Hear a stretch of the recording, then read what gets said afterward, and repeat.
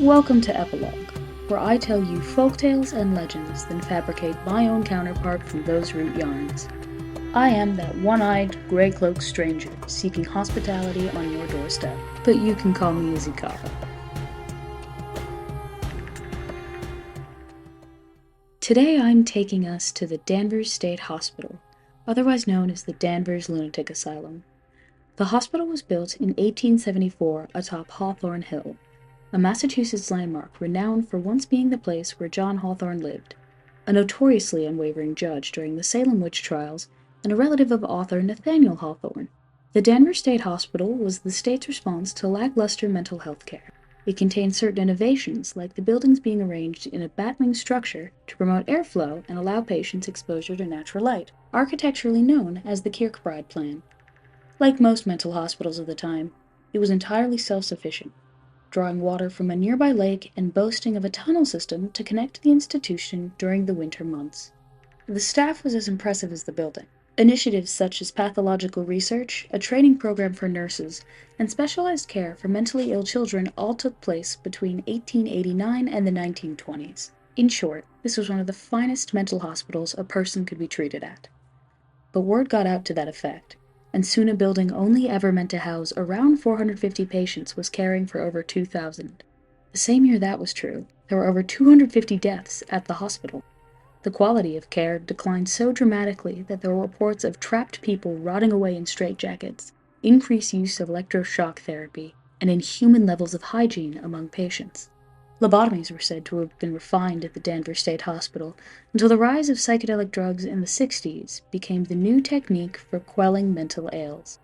Funding was cut around that time, so portions of the hospital closed down, beginning a process that would end with the hospital officially closing its doors in 2006. The legacy of the Danvers State Hospital is so gruesome that it is said to be the inspiration for H.P. Lovecraft's The Thing on the Doorstep, which involves scenes in an asylum in the fictional town of Arkham, Massachusetts.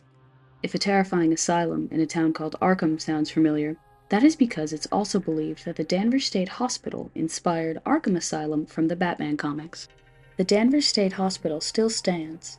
Part of it has been acquired, but the rest has been allowed to keep its wicked vigil on Hawthorne Hilltop, only to be disturbed by thrill-seeking teenagers and the bravest of ghost hunters. And now for our epilogue. Miranda White had the longest tenure as a patient at the Danvers State Hospital. Her mother, Joan Smith, was in the first class of nurses to graduate from the training program in 1921.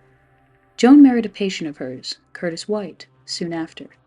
Curtis was a young man who had earned his stripes in the First World War, and like many of the Americans who returned from the front lines, he brought his ghost home with him. But it seemed like the open air and the freedom to wander the grounds exorcised those ghosts. So Curtis was discharged from the Danvers State Hospital and married his favorite nurse. Shortly thereafter, they had a daughter, Miranda. At that time, the number of patients at the hospital was steadily rising, and so too were the hours that Joan was called into work, so Miranda was primarily raised by her father. This proved detrimental to Miranda's development, for talk of tensions abroad induced a paranoia in Curtis that made him convinced they were being watched by foreign spies at all times. His paranoia bloomed in his daughter, who developed a serious anxiety disorder and acute agoraphobia. Presumably it was too much for Joan, the breadwinner of the family, to take care of both Miranda and Curtis's mental health in the face of the oncoming global conflict. So Miranda was admitted to the Danvers State Hospital in 1941 at the age of 16. A few weeks later, Curtis disappeared from their home and turned up dead a few towns over. Some say it was a bar fight that got out of hand, but others weren't so sure. Either way, the death of her father only increased Miranda's anxiety, so she was assigned to one of the best doctors in the ward, Dr. Fitzgerald. A family man through and through, Dr. Fitzgerald was loved by patients and nurses alike for his care and professionalism. There are even some photographs of him walking the open grounds with Miranda, treating her with the light and air that had supposedly cured her father. Records become spotty after this point, but Miranda kept a diary detailing her fears and delusions, as well as recording bright moments of the friends she made, the visits from her mother, and the care from Dr. Fitzgerald. One of her dearest friends was a pediatrician named Joseph Pryor, an old man who was waiting for his wife to find him and take him home. Miranda also happily writes about accepting a roommate into her accommodation, a nice girl named Molly O'Connell. By this point, the overcrowding had begun in earnest. Joan retired as it neared its peak, being too old now to care for so many patients with so many needs. Joan's presence had been an important stabilizing factor in Miranda's life, so Miranda's journals grew darker as her fears met the rising tide of unease at the hospital. Miranda's journal undergoes a drastic shift at the end of her 20s. The twisted descriptions of the horrifying world beyond Hawthorne Hill morphs into a detailed account of the horrifying world within it. Around that time, Dr. Fitzgerald had a nervous breakdown. In fear of being interred at the very hospital he worked for, he left, never to return. He did manage to say goodbye to his favorite patient, Miranda. She begged him to stay, and he begged her to leave before it was too late. Unfortunately, she was still suffering under paranoid delusions and was deemed unfit to re-enter society. After the doctor left, the detail and artistry faded from the passages of her diary. Even her handwriting changed after he was gone. Her records of increased shock therapy align with these changes.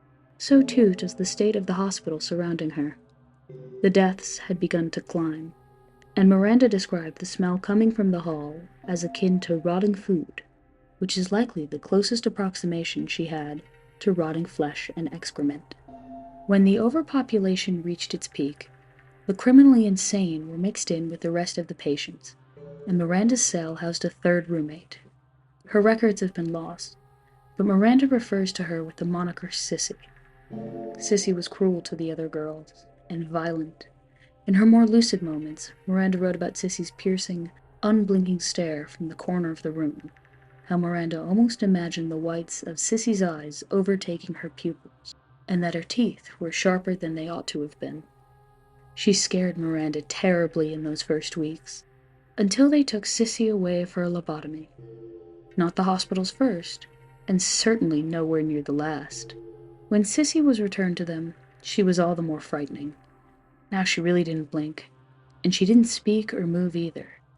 Except for the occasional violent fit of thrashing, screaming, and biting, Sissy was near catatonic. She bit Molly during one of these fits, and the bite became infected. Miranda cried out for help, but nobody came. The bite was left untreated, and Molly died in agony. Days after her death, they removed Molly's body and put Sissy in a straitjacket so she couldn't harm Miranda. Miranda's journals became little more than scribbles, but what was intelligible was kind. Miranda tried to care for Sissy, to clean the filth that surrounded her and feed Sissy what she could spare. The last journal entry from Miranda White details a nightmare come true, with a hint of the old fear returning to her writing and overtaking the fog of the treatments. Miranda woke in the dead of night to find Sissy crouching over her, eyes white and glowing, spittle dripping from her awful sharp-toothed smile. Miranda found a second of comfort in the sight of the straitjacket. Then Sissy shifted, and it fell away from her shoulders. Sissy had torn it to shreds, cutting her fingers to the bone in doing so. Miranda screamed, and again, no one came. When the nurses finally made it to their cell, it was almost morning. Miranda White and Sissy were gone. It was like they had vanished, leaving nothing behind save Miranda's journals and the bloody straitjacket. A search began for Miranda and Sissy, but it was short-lived. Other patients had escaped the hospital, and those that weren't found alive were always found anyways. Maybe Miranda had actually escaped, joined the world she once feared and hated, found a place for herself out there, maybe even had a family. But maybe she didn't. Maybe Sissy's blood wasn't the only DNA left in the last place anyone ever saw Miranda White alive. It didn't matter anyways. The hospital began closing shortly after. The records, the pictures, the journals, they were all stored away until the hospital was finally cleared in the early 2000s. It was one of the seasoned nurses who found the journals again in Miranda's file.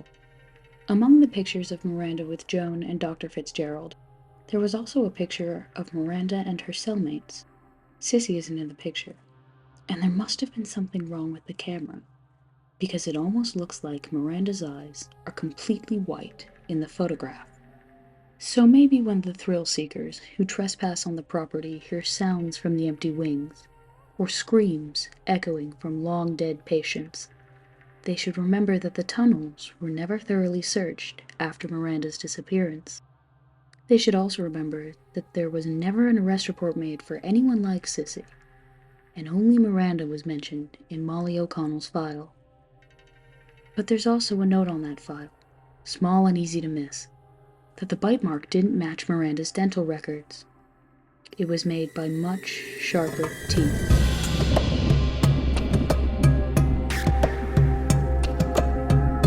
That's the end of today's tale. I hope you've enjoyed it as much as I've enjoyed telling it. Please remember to like, share, and tell all your friends.